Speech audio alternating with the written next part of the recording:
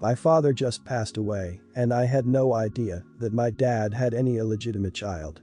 My potential half-sister contacted me last week, claiming to be entitled to have a share of my inheritance, and at first, I thought it was just a scam, but after she said she could prove her identity by doing a DNA test with me, I refused for fear that she was really my half-sister and I had to share my inheritance with her. After that, I blocked her and pretended that nothing happened, but I couldn't stop thinking about how I was in the wrong.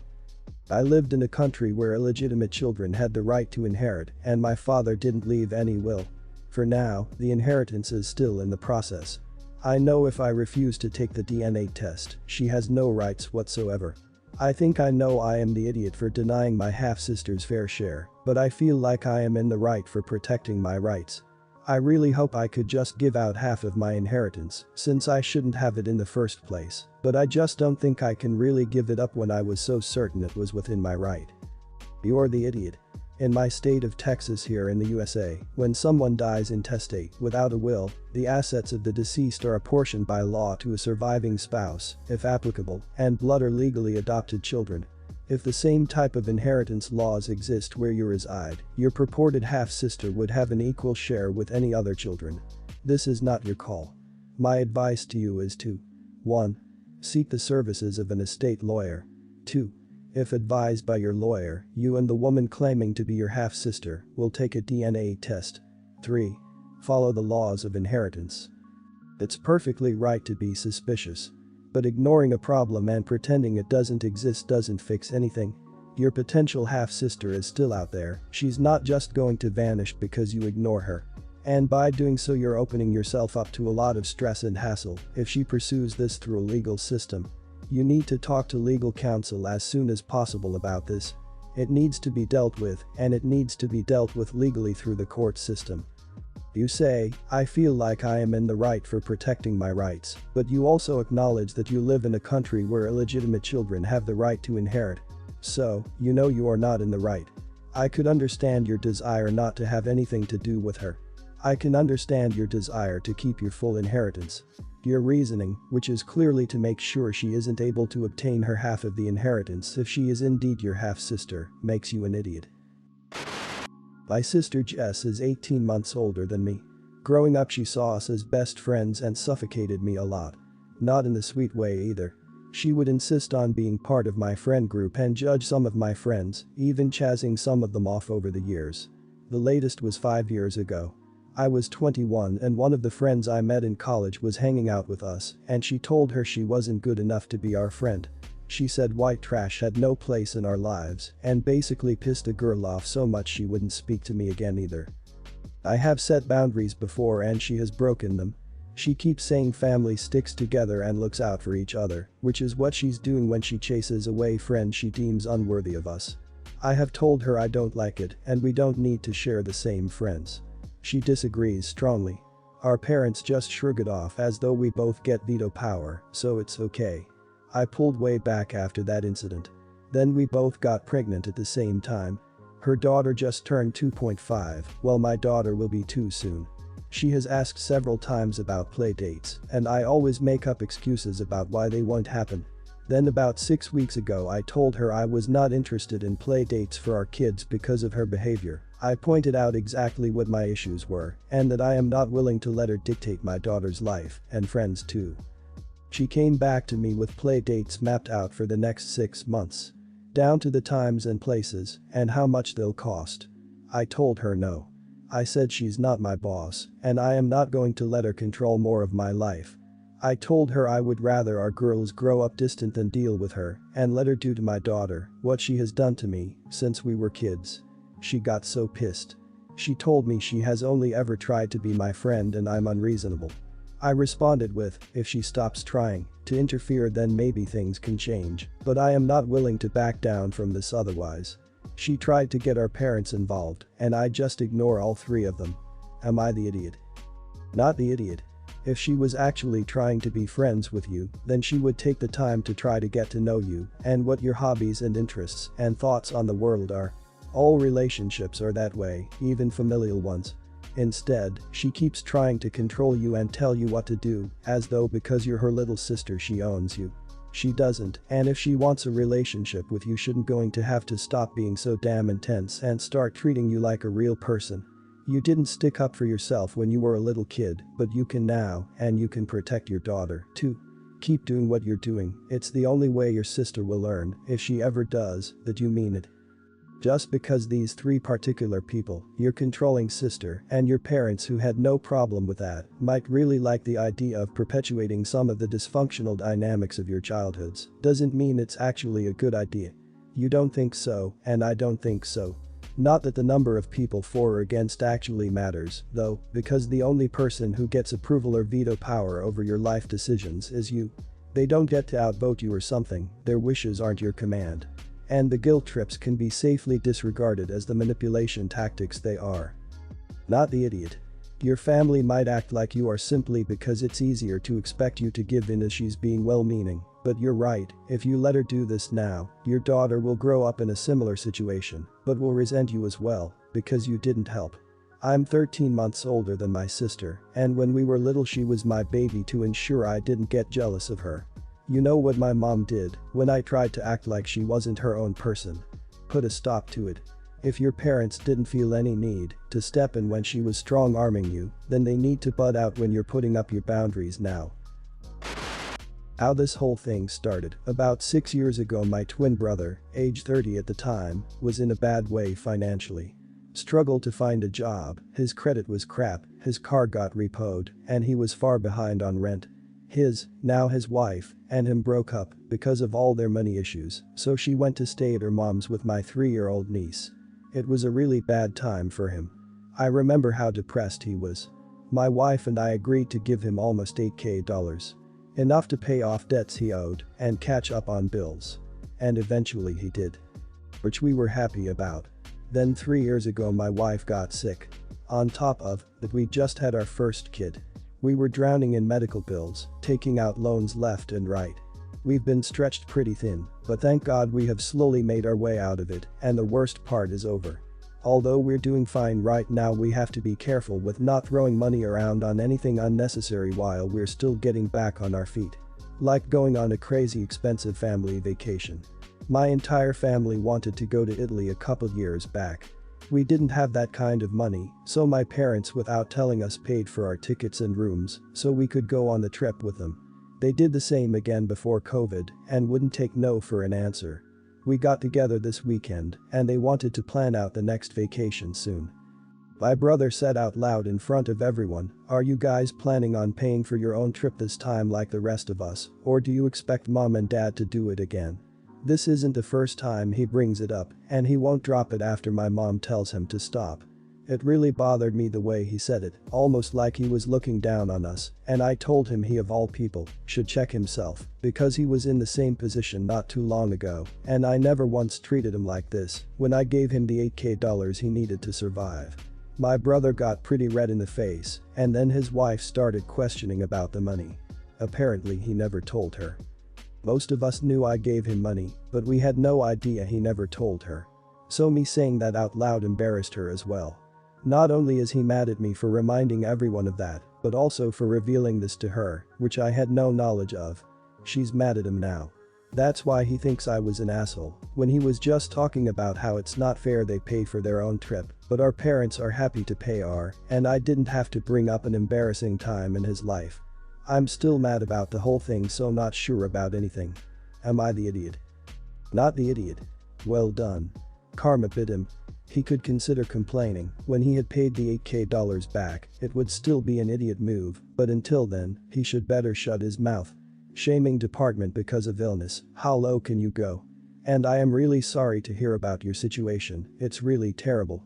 I am so thankful to live in a country with universal healthcare. It's beyond what I can understand that you can suffer so much because you become ill. What a hypocrite. People in glass houses, indeed. He ought to get off his high horse. If he was so self-righteous, he should have paid you back the $8,000 when he was doing better, seeing as he hated the idea of mooching. Honestly, he reads as envious and entitled, like as if he was the only one allowed any bit of magnanimity. If you've taken his flogging numerous times, then you're definitely not the idiot for knocking him down a peg or two. If it's such a scandal to him that your parents are voluntarily paying for you and your family, which he even isn't spending for, he should just pay you back so you can pay for a portion of it yourself. Your brother, however, seems to have some issues. I'm betting he told his wife that he worked that debt off all by himself. I don't know, but that posturing of his about protecting your parents may have been part of that lie, where he told her he didn't take any money from anyone to get himself out of a situation. Sorry man, don't feel bad about this. Your parents are cool with it, and your brother clearly has some issues in my opinion. My boyfriend used to be married to Jennifer, and they have twins. I had never dated a father before, so I really didn't know what to expect. Anyway, my boyfriend and Jennifer are co-parents and split the parenting duties pretty equally. They see each other a lot and communicate a lot about their sons. I realized after we were together for a year that things really weren't working for me. I knew my boyfriend had a commitment from before me to being a father, and that would be a lifelong commitment. I felt okay with that and felt like that made him a good dad and a good man. I didn't realize that also meant he'd have what I see to be a lifelong commitment to Jennifer. To co-parent well, they have to communicate often, see each other often, work through disagreements or stressors respectfully, share holidays, stay in touch with each other's families, etc. I felt like those were things I respected him for doing, but I also didn't feel like were what I wanted in a partner.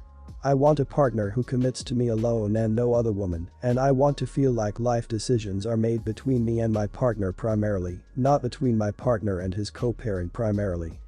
I felt like the main relationship in the dynamic was my partner and Jennifer. So, I talked to him after about a year saying that I respected his commitment to his family a lot, but I didn't feel like the relationship was working for me because I couldn't make a life with someone who already had a lifetime commitment with another woman. My boyfriend was really upset with me for saying he had a lifetime commitment to Jennifer, saying they were divorced. I said maybe not a marriage commitment, but they definitely have a lifetime commitment to raising their children together. They will always be the parents of two lovely boys who will be in their lives hopefully for their whole lives. And with that family, they would always have a commitment to their family and to each other. And that I was happy they could do that for their children's sake, and I respect it, but it wasn't for me. My boyfriend was really angry saying he never wanted to commit to Jennifer. She pressured him into marriage since she got pregnant young, and she isn't his girlfriend or anything but the parent of his children to him, and it's offensive to him to say he has a lifetime commitment to her. This is where I probably messed up, but I said, but you do, whether you like it or not. You have a family together. He said that he needed some time alone and left for a few days. I feel conflicted. I honestly think that he does have a commitment to Jennifer and I understand and respect that. But I also know he's upset to hear that, and to hear that's the reason I don't see a relationship working long term. Am I the idiot for telling my boyfriend he has a commitment to the mother of his children? No idiots here. You're not wrong, and your boyfriend knows you're not wrong, that he's going to have a lifelong relationship with this woman. He may not agree with the language you're using to describe the situation, but the semantics of it are not really the issue. He's upset because you dated him for a year knowing full well what his situation was, and then dumped him because of that situation. So on top of hearing that having kids has doomed his relationship with you, he's also feeling like he was strung along and wasted his time. That genuinely is shame for him, and it's not his fault. It's valid for him to be upset. I have to give my respect to your boyfriend. Co-parenting is hard, and doing it as well as they are is even harder. I believe in kids seeing as many healthy relationships as possible, even if the parents aren't together. You also aren't obligated to stay with someone where you aren't happy. If you want someone without kids and no other attachments, there is nothing wrong with that at all. I think he may mostly be upset as he doesn't want to lose you and he still wants to be as committed as possible to his kids, which is how I see it. He is committed to his kids more so than his ex. You're 100% correct that this will always be a lifelong commitment. It may no longer be a romantic commitment, but nonetheless a commitment. He is a father first. She didn't get pregnant on her own, they did that together. But his priority will always be his children and their best interest, as it should be. You are both adults who just have different priorities. That's okay. I don't think you should be dating anyone else who has children, because now you understand that doesn't work for you. It was a learning experience. I'm 28. My husband, 31, and I just moved back to our hometown after 3 years of living out of state. Most of our old friends still live here. So we bought a home and are trying to throw a housewarming party for this fall. It will be the first time we could get all of our friends together at the same time since before we moved away. I had the idea that I want this get-together to be like old times, free of responsibility and just a ton of fun. There will likely be heavy drinking and cannabis usage, we live in a legal state, and perhaps some irresponsible behavior. But our home can accommodate folks that want to stay the night. For all these reasons, I thought it best to make it a child-free gig. My husband and I are child-free by choice. We just have other goals for our life together at this time, but we're super happy and supportive of our friends and family that have decided to have kids. We think it's so exciting and we've loved meeting each of their little ones. We have zero problem with kids and babies, we just wanted something different for our party. So, I made a Facebook group for the party. At the bottom of the event description I wrote kindly, "This is a no kids event. As much as we love your little ones, let's consider this a 21+ party. We understand if you can only stay a few hours, but we would love to see you and party like old times." Not an hour later I get a text from a close friend who had her first baby last year. Her text was, "Not sure hubby and I will make it with a no kids policy. Sorry. We have our hands full." Before I could respond I got another text from her. In fact I would recommend rethinking that. Some of us have adult responsibilities now and can't just drop everything to live like college kids again. It's just different now, you know. I'm not sure if she was trying to get a dig at me, she knows I'm child-free, but now I feel bad. I wasn't trying to inconvenience anyone, I just didn't think this environment would be suitable for kids. Maybe I was out of line to ask. But I also don't appreciate the implication that I live like a college kid just because I want a child-free party. Should I change it to include kids? Not the idiot.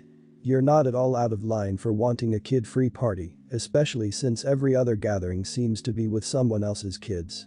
My parents loved when their friends threw kid-free parties.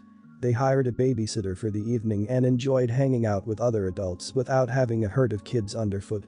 Some parents may balk at this kind of party, and some may not want to get a babysitter. That's fine. But your friend's dig at you was unnecessary. All she had to say was, "Sorry, we can't make it, but thanks for the invite."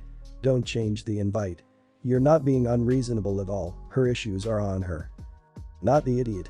My oldest is very black and white, and when he revealed that he thought all drinking was bad, I explained that responsible drinking is okay.